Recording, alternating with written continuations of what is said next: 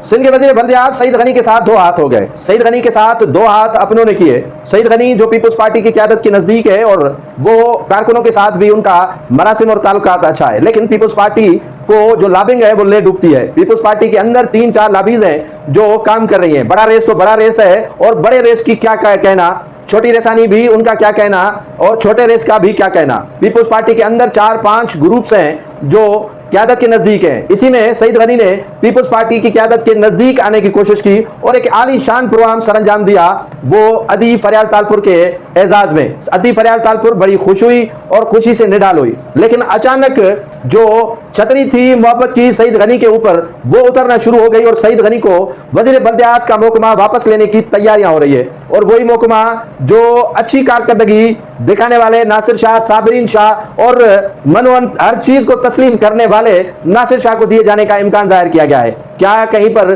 कोई जो एजाज में दावत की थी सईद गनी ने फरियाल तालपुर साहिबा के, उसमें कोई कमी आ गई थी? कारपेट भी अच्छा था और एजाज भी अच्छा था। वजीर आला सिंध को पीछे रखा गया, फरियाल तालपुर साहिबा को आगे रखा गया, बिलावल भुट्टो जरदारी को मदऊ नहीं किया गया। लेकिन ये सभी को मालूम है कि सईद गनी जो वजीर बल्दियात हैं वो बिलावल भुट्टो जरदारी के नजदीक है, लेकिन उसने कोशिश की कि बिलावल भुट्टो जरदारी के पुप्पो के नजदीक भी चला जाऊं तो इसी में हर्ज नहीं है। लेकिन उसको क्या मालूम था कि बिलावल भुट्टो जरदारी के यहाँ भी उसका पता कट जाएगा, वजीर आला सिंध के यहाँ भी उनके जो मार्क्स थे वो माइनस हो जाएंगे, और फरियाल तालपुर साहिबा भी उन पर जो शफकत का हाथ है वो खींच लेंगी। तो अगर सईद गनी को मालूम होता, क्योंकि सईद गनी सीधा आदमी है, उसे टेढ़ी मेढ़ी और एड़ा पेड़ी नहीं आती है। अगर टेढ़ी मेढ़ी एड़ा पेड़ी आती तो बड़ा चालाक और होशियारी तरीके के साथ सबके साथ, जैसे शर्जील इनाम मेमन हो गया, नासिर हुसैन शाह हो गया और जाम खान शोरो हो गया, काबीना में ऐसे कई गुजरा है जो इसी डंगर पर चलते हैं जिसी डंगर पर उन्हें चलाने की कोशिश की जाती है। सईद गनी भी कवे की तरह चलना शुरू किया, लेकिन बुरी तरह फंस गया।